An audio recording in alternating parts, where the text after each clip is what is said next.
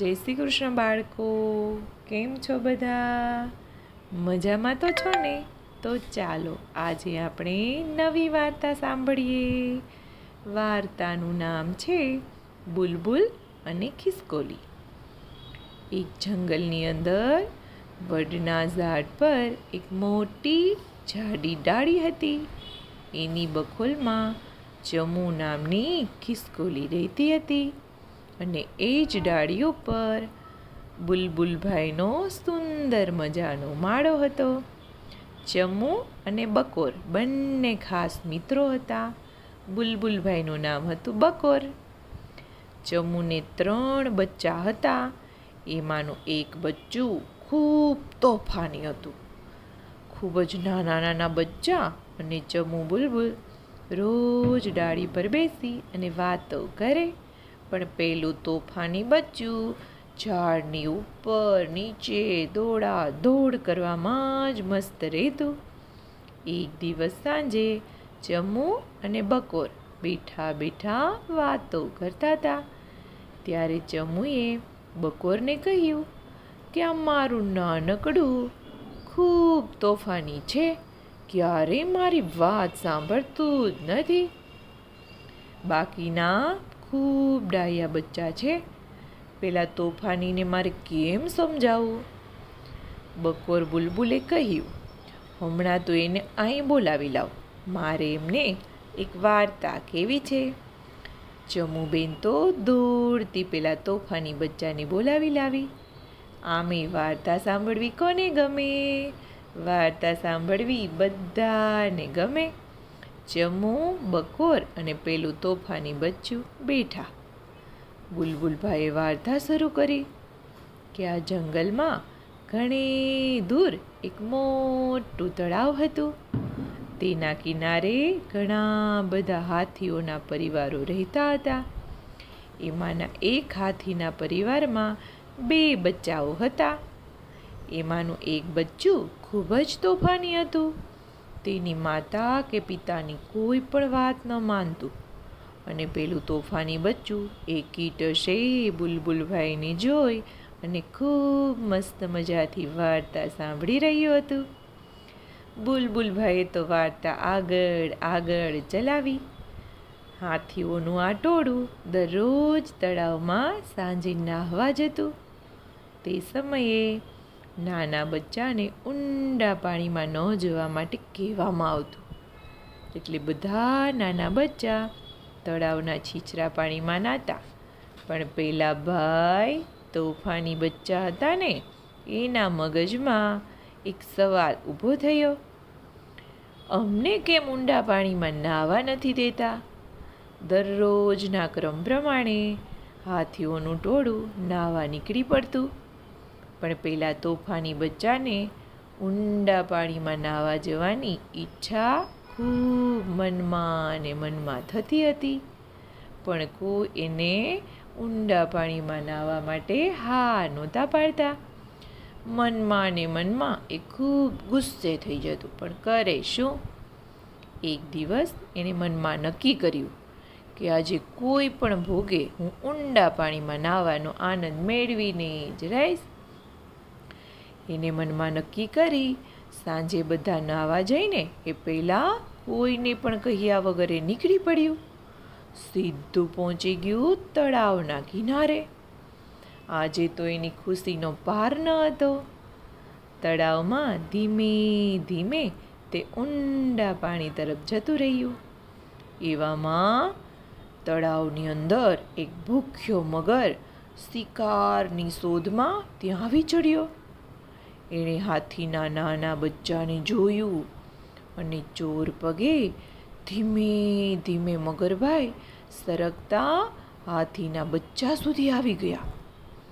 હાથીના બચ્ચાને તો નાહવાની મજા પડી હતી. તેથી એ તો પોતાની મસ્તીમાં મસ્ત મજાનું નાહતું હતું.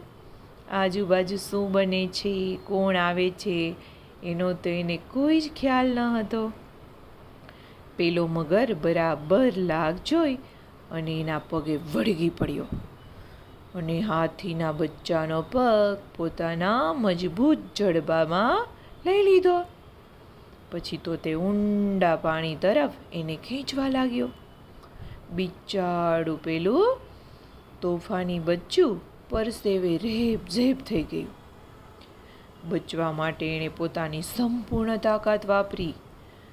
મગર અને હાથીના બચ્ચા વચ્ચે ખેંચતાણ ચાલતી હતી અને તળાવની પાણી લોહીથી લાલ લાલ થઈ ગયું હતું. એવામાં એક વયોવૃદ્ધ હાથી તળાવ પાસેથી નીકળ્યો. તેણે આ ખેંચતાણ જોઈ તે તો દોડ્યો સીધો તળાવ તરફ. જોરથી તળાવમાં કૂદી પડ્યો. મગરભાઈના છક્કા છૂટી ગયા. પેલા હાથીએ તો મગરની પૂંછડી પોતાની સૂંઢમાં કસીને પકડી લીધી અને જોરથી હવામાં ફર ફર કરતો ફેરવ્યો અને પછી નાખ્યો નીચે. મગર તો જમીન પર પટકતા તેના રામ રમી ગયા અને વૃદ્ધ હાથી પોતાના રસ્તે ચાલતો થયો. પછી પેલું વડીલોનું કહ્યું ન માનનાર તોફાની બચ્ચું હવે ક્યાં મોઢે ઘેર જાય? એક તો કોઈને કહ્યા વગર આવી ગયું હતું. હવે તો બિચારું બચ્ચું ગમે તેમ કરી ધીમે ધીમે ઘરે પહોંચ્યું તો બધા તો ઘરેથી નાહવા ગયા હતા. એટલે એમને થયું કે હાસ ઘરમાં તો કોઈ નથી, હવે વાંધો નહીં એમ વિચારી અને બાજુના ખાબોચિયામાં પાણીથી તેણે ઘવાયેલો પગ બરાબર ધોઈ નાખ્યો. બિચારાને બહુ દુખતું હતું, બહુ વેદના થતી હતી, પણ કોને કહેવું? પછી તો અંધારું થતાની સાથે બધા હાથીઓ પોતાના ઘરે આવ્યા. પેલા હાથીના તોફાની બચ્ચાના મા બાપ એ પણ આવી ગયા. રસ્તામાં મા બાપને પેલા તોફાની બચ્ચાની બહુ ચિંતા થયા કરતી હતી કે આજે એમની સાથે ન આવ્યું. ઘરે આવ્યા પછી બચ્ચાને તો એને સૂતેલું જોયું. મા તો સીધી એની પાસે ગઈ અને પોતાની સૂંઢથી એને વહાલ કરવા લાગી અને પૂછ્યું, બેટા તું ક્યાં હતું ક્યારનું? અમે તો તને કેટલું શોધ્યું. માં, હું તો જંગલમાં ફરવા ગયો હતો, બચ્ચાએ જવાબ આપ્યો. એવામાં તો એની માની નજર પેલા ઘવાયેલા પગ તરફ પડી. અરે બેટા, આ તને શું થયું? પગમાંથી આટલું બધું લોહી નીકળે છે. અરે માં, કાંઈ નહીં, એ તો એમ જ મને કાંટા અને ઝાખરા વાગ્યા છે. તને કાંટા વાગ્યા છે? બચ્ચું તો જૂઠું બોલતું હતું. પિતાએ તેની પાસે જઈ અને ઘા તો બરાબરથી જોયો અને એમને ખબર પડી ગઈ કે આ તો મગરભાઈના દાંત છે. એણે પેલા તોફાની બચ્ચાને પૂછ્યું, સાચું બોલ, તું તળાવમાં ઊંડા પાણીમાં નાહવા ગયું હતું ને? હવે પેલા તોફાની બચ્ચાને છટકવાનો કોઈ વારો ન હતો. પછી તો એણે બે હાથ જોડી અને કબૂલી લીધું. પિતાજી અને મૈયાને કહી દીધું કે હા, મારી કેટલાય દિવસથી ઈચ્છા હતી કે ઊંડા પાણીમાં નાહવા જાઉં, એટલે હું આજે કોઈને કહ્યા વગર અહીંથી જતો રહ્યો હતો. પછી માએ કહ્યું, બેટા વડીલો જે આપણને કહેતા હોય ને એ આપણા સારા માટે કહેતા હોય છે. આપણે એમનું માનવું જોઈએ અને એમાં વિશ્વાસ પણ રાખવો જોઈએ. તેમણે ઘણી બધી દુનિયા જોઈ હોય છે અને કેટલા બધા અનુભવ કર્યા હોય છે. તમે નાના છો ને એટલે વડીલોએ ના પાડ્યું હતું અને ના પાડેલું કામ શું પરિણામ આવે એ તમને ખબર પડી ગઈ. તમે ખૂબ નજીકનું જોઈ શકો છો. જ્યારે માતા પિતા અને વડીલ હોય ને એ પોતાના અનુભવના આધારે ઘણું દૂરનું જોઈ અને આપણને સાચી શિખામણ આપતા હોય છે. એટલે હંમેશા એની વાતનું કહ્યું માનવાનું, નહીં તો આજે તો તમારો જીવ બચી ગયો છે, પણ જો કોઈ તમારી મદદે ન આવ્યું હોત તો આજે તમારે તમારો જીવ ગુમાવવો પણ પડે. માની વાત સાંભળી પેલા તોફાની બચ્ચાની આંખમાં આંસુ આવી ગયા. તે દિવસથી તેણે નક્કી કર્યું કે હવે બધાની સાથે હળીમળીને જ રહેવાનું અને વડીલો આપણા ભલા માટે જ વાતો કહેતા હોય છે અને જે વાતો કહે ને એવી રીતે એ વાતનો સ્વીકાર કરી અને મારે વર્તન કરવું જોઈએ. પછી તો ચમુ ખિસકોલી પોતાના તોફાની બચ્ચા સામે જોઈ રહી હતી. બકોર બુલબુલે વાર્તા પૂરી કરી. ચમુએ તેના બચ્ચાને કહ્યું, સાંભળ્યું ને, વડીલો જે કંઈ કહેતા હોય છે તેની પાછળ બાળકોનું ભલું કરવાનો વિચાર હોય છે. તને મેં કેટલી વાર કહ્યું કે હજુ તું નાનું છે, આમ દોડાદોડ કરીશ નહીં. આ ઝાડ નીચે ઉતરી દૂર દૂર જતું નહીં, પણ તું ક્યાં માને છે? તારી પણ કોઈ દિવસ આવી દશા થશે તો મને કેટલું દુઃખ થશે ખબર છે તને? તું દરરોજ આ બકોર કાકા પાસે આવી અને બેસજે. બકોર કાકા તને રોજ આવી નવી નવી વાતો કહેશે. તને ખૂબ મજા આવશે. પણ વાતો ખાલી સાંભળવાની નથી, જીવનમાં ઉતારવાની છે, સમજ્યું ને?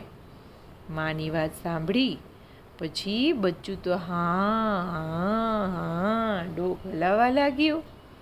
પછી પેલું નાનું નાનું તોફાની બચ્ચું કૂદીને બીજી ડાળીએ જતું રહ્યું. બકોર બુલબુલ તેના માળામાં ગયું અને ખિસકોલી બેન તેના માળામાં. પછી બધાએ ખાધું પીધું ને રાજ કર્યું. વાર્તા થઈ ગઈ પૂરી, બાળકોની મજા પડી. ચાલો જઈએ પોઢી, નીંદર આવી પહોંચી. કાલે મળીશું ફરી વાર્તા લઈને નવી. તો બાળકો આવજો. જય શ્રી કૃષ્ણ. નમો નમઃ.